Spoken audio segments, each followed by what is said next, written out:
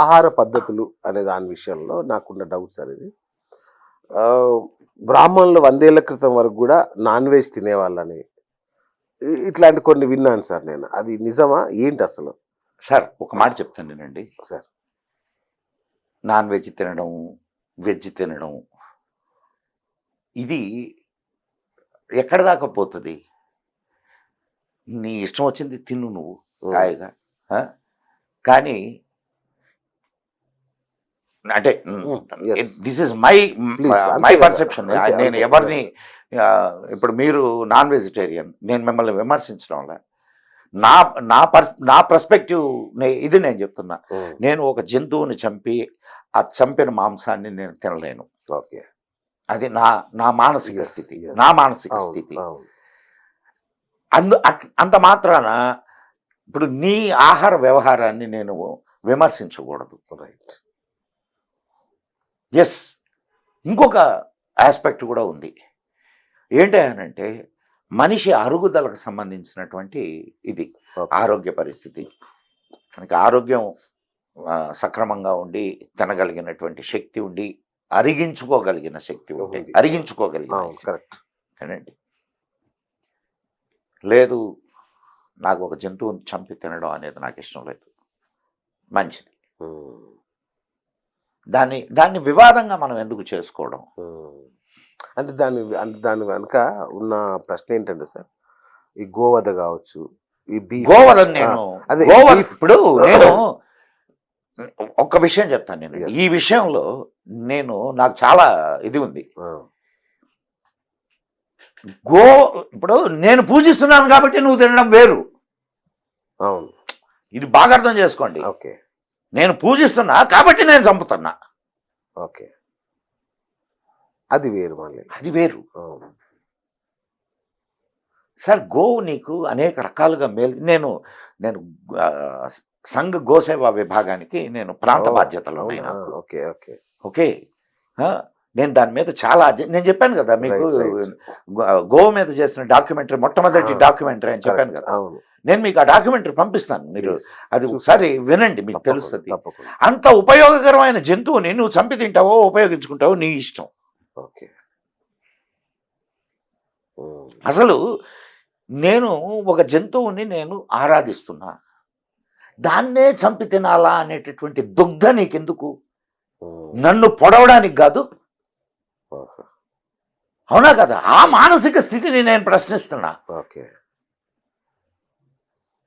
అంటే మన హిందువుల్లోనే కొన్ని కులాలు, కొన్ని తెగలు మొదటి నుంచి దీన్ని తింటున్నాయి. మీరు ఎట్లా చెప్తారు మొదటి నుంచి తింటున్నాయని? అంటే వాళ్ళే చెప్తున్నారు కాబట్టి. సార్, చారిత్రక ఆధారాలు ఉన్నాయా? తింటున్నాయి. అంటే ఈ మధ్య కాలంలో ఆ కులాల వాళ్ళే బయటకు వచ్చి ఇవన్నీ సార్, ఇవన్నీ ఓకే మీకు ప్రతి దాని మీద ప్రతిదీ మీకు హిందూ ధర్మాన్ని టార్గెట్ చేసే ఒక అజెండా. ఓకే. ఓకే. రైట్. ఇప్పుడు మా చిన్నప్పుడు మాంసం చాలా షార్ట్గా తీసుకుపోయి ఇది చేసేవాళ్ళు. మేము పల్లెల్లో ఉన్నాం. పల్లెల్లో ఎక్కడో ఊరి కోసం ఇదిని కోసేవాళ్ళు. వాళ్ళు ఆకుల్లోనో దేంట్లోనో పెట్టుకొని చాలా దొంగతనంగా, అంటే అది అక్కడ దాని అర్థం ఏమిటి? చేయకూడదని చేస్తున్నట్టు, ఇంకొకరికి ఇబ్బంది కలిగించకూడదు. ఓకే. రైట్. ఇప్పుడు నేను మాంసాహారిని కాదు, నేను ఒక సాత్వికమైనటువంటి వాడిని. అవును.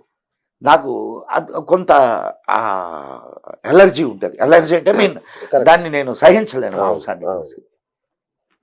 అది అటువంటి ఫీలింగ్ నాకు ఇవ్వకూడదు అనేటటువంటి ఫీలింగ్ అది. అందుకని షార్ట్గా తీసుకుపోయేవాళ్ళు. ఓకే. ఓకే.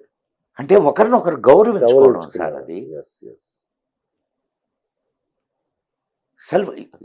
ఒకరినొకరు గౌరవించుకోబట్టి ఆనాడు సమాజం చాలా ఈ రోజుకి మీరు చూడండి, పల్లెలకు వెళ్ళండి, బావా అనుకుంటారు అన్ని కులాల వాళ్ళు, మామ అనుకుంటారు, తాత అనుకుంటారు, అన్ని కులాల వాళ్ళు.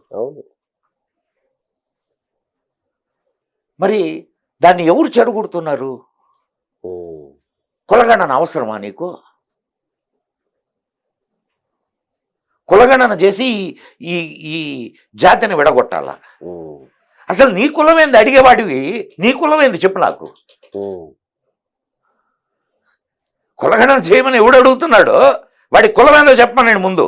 వాడికి కులం లేదు, ఏమీ లేదు, వాడు కులగణన అడుగుతాడు. ఉమ్. ఇలా మనం చెప్పుకుంటూ పోతే చాలా. రైట్. ఇంకొకటి ఉంది సార్. సార్ ఇంకా ఇంకా ఒక చివరి క్లైమాక్స్ తీసుకొస్తున్నా సార్. యుగాంతం అనేది ఉంటుందా ఎప్పుడు? ఎందుకు ఉండదు సార్? అది అడుగుతున్నా. ఎందుకు సార్ ఒక మాట చెప్తానండి. See it's a cycle. Okay, ఏదైనా రైట్. చూడండి, మనిషి సార్. పుడుతున్నాడు, పెరుగుతున్నాడు, చచ్చిపోతున్నాడు. అవును సార్, అవును. అట్లాగే ప్రతిదీ అవును. ఈ సృష్టిలో ఉన్న ప్రతిదీ సృష్టి ప్రతిదీ గుర్తుపెట్టుకోండి. సార్. పుడుతుంది, పెరుగుతుంది, చచ్చిపోతుంది. అవును. అట్లనే ఈ సృష్టి కూడా పుడుతుంది, పెరుగుతుంది, మళ్ళా లయం అయిపోతుంది. Okay, okay. లయం అయిపోతుంది. అది ఎప్పుడు అనేది ఓకే. అంటే అయితే నేను ఆ మధ్యలో డిస్ట్రాక్ట్ అయ్యాను, కానీ ఆ మయన్ క్యాలెండర్ వాళ్ళు ఆ 2012 అనేది చెప్పారు కదా, అందుకని నేను ఒక మాట చెప్తాను అండి. మనోళ్ళు చెప్పాలా, మనోళ్ళు చాలా మంది చెప్పారు. ఇదిగో 2019 నాటికి 2000 నాటికి పూర్తి అయిపోయింది. చాలా మంది చెప్పారు. అంతా ఉత్తమ మాటలు. అదంతా సార్. ఆ సమయం వచ్చినప్పుడు నీకెవడు డేట్ చెప్పడు. డేట్ గీటు ఏం తెలియకుండానే సమస్య పోతావు. కాబట్టి భయపడేది సార్. ఎందుకు భయపడాలా? It is quite common phenomena. Okay. చావు అనేది క్వైట్ కామన్ ఫినామినా. ఓకే. మీరు చావుని గురించి ఎందుకు భయపడుతున్నారు చెప్పండి నాకు. అంటే సృష్టి మొత్తం నేను ఇప్పుడు సృష్టి మొత్తం అంతమైపోతుంది, దాంతో పాటు నువ్వు కూడా పోతున్నావుగా. అవును. సృష్టి అయినప్పుడు నువ్వు ఉండే ప్రయోజనం నువ్వేం చేస్తావు అంటే కొంచెం బ్రాడర్ వేలో ఆలోచించి డేట్ తెలిస్తే కొంచెం ఎంజాయ్ చేద్దాం. నేను చెప్పేది ఇప్పుడు చేయండి. ఇప్పుడు మిమ్మల్ని వద్దన్నారా? అంటే కొంచెం కూడా పెట్టుకుంటాం ఇప్పుడైతే. మా వాడికి మనవాడికి ఇప్పుడు అప్పుడేమో స్కైలాబ్ పడుతుందంటే ఓ జనాలు కోసుకున్నారు, తిన్నారు, తాగారు. చాలా ఒక మాట చెప్తాను సార్. ఆ సమయం వచ్చినప్పుడు నువ్వు ఆపను లేవు, ఏం చేయలేవు. ఓకే. కాబట్టి అన్నిటికీ సిద్ధమై ఉండడం నేర్చుకోండి. సరే సార్, చివరి 2 ప్రశ్నలు అడుగుతాము. అంటే నేను కంపల్సరీ తెలుసుకోవాలనుకున్నాను. ఈ ఉరవడిలో అవి కొట్టుకుపోయాయి. ఒకటి, మన దేవాలయాల రహస్యాల గురించి మీరు చాలా గొప్పగా చెప్తారు. దేవాలయ రహస్యాల గురించి నాకు 2 ఆలయాల గురించి తెలుసుకోవాలన్నాను సార్. ఒకటి, వెంకటేశ్వర స్వామి, ఆ తిరుమల వెంకన్న అంత గొప్ప ప్రసిద్ధి ఎట్లా చెందాడు ఆయన అనేది ఒకటైతే, అనంత పద్మనాభుడి లీలలు ఏంటి, అసలు ఆ స్వామి అంత గొప్పగా ఉండడం ఏంటి, ఈ 2 గురించి చెప్పండి సార్. సార్ ఇప్పుడు ఒక విషయం చెప్తాను సార్. ప్రతిదానికి వెనక ఒక కారణం ఉంటుంది. కారణం లేని కార్యం ఉండదు. రైట్. ఇది మీరు అంతే కదా. కార్యకారణ సంబంధం అనేది చర్య ప్రతిచర్య, ఇది సైన్స్ కూడా రైట్ ఉంటుంది.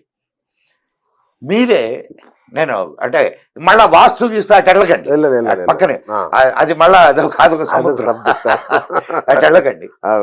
మీరు ఇంతకుముందు ఎక్కడో ఒక చిన్న షాప్లో ఏం సార్ ఏదో చిన్న వ్యాపారం చేసుకుంటున్నారు.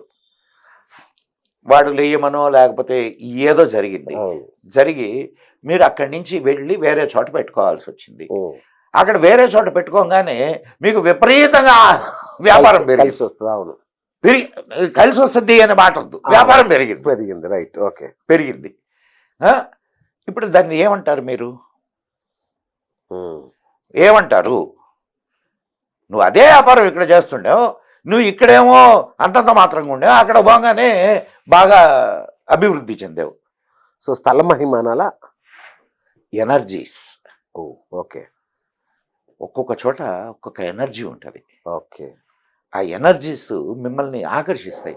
ఎందుకు మీకు ఒక చిన్న ఇది చెప్తాను. నీకు ఎక్కడికో వద్దు, మనం స్థలాలు పురాణాలు వీటి దాకా వద్దు.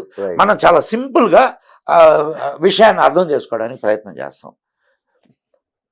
శ్రీనివాస్ దగ్గరికి వచ్చాను నేను. శ్రీనివాస్ దగ్గర ఇంకాసేపు కూర్చుందాం, ఇంకాసేపు మాట్లాడదాం. అదే ఇంకొకటి దగ్గరికి వెళ్ళాం, ఎవరి దగ్గరకో, మీ దగ్గర నుంచి ఎప్పుడెప్పుడు పోతే బాగుంటుంది, సావు దొబ్బుతున్నాడు రా బాబు అవును కరెక్ట్. అనిపిస్తుందా అనిపించదా? అనిపిస్తుంది. అనిపించిందా అనిపించలేదా మీ జీవితంలో? అయ్యో చాలా మరి సార్లు. ఎందుకు అంటారు? ఓకే. ఎందుకో చెప్పండి సార్ మీరు. ఆ వ్యక్తి because of energy, negative energy. Okay okay.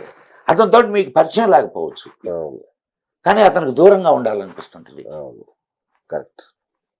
అట్లనే అతనితోటి మీకు పరిచయం లేకపోవచ్చు, కానీ అతనికి సన్నిహితంగా ఉండాలనిపిస్తుంటుంది. వాస్తవం. ఇవన్నీ బికాస్ ఆఫ్ ఎనర్జీస్. ఓకే. అటువంటి ఎనర్జీ మీరు అడిగినటువంటి 2 ప్రదేశాల్లో ఉంది. ఓ చాలా చాలు సార్. మరి నాకు ఇంకా బోల్డ్ అని సందేహం. మళ్ళీ కూర్చుందాం. పార్ట్ 2కి వస్తే నాకు అవకాశం ఇవ్వాల్సిందే కోరుతున్నాం. Thank you sir, thank you so much sir. నిజంగా నా జీవితంలో ఇంత ఎన్లైటన్మెంట్ అనేది ఫస్ట్ టైం. అంటే మీరు ఒక మాట చెప్పారు సార్, అష్టాదశ పురాణాలు, ఆ తర్వాత గ్రంథాలు, మహిమ, ఎన్నో పేర్లు చెప్పారు కదా, అన్ని ఒక చోట కుప్పగురిస్తే మదన్ గుప్తా వారితో ఓం నమః శివాయ. థ్యాంక్ యూ అంత పెద్ద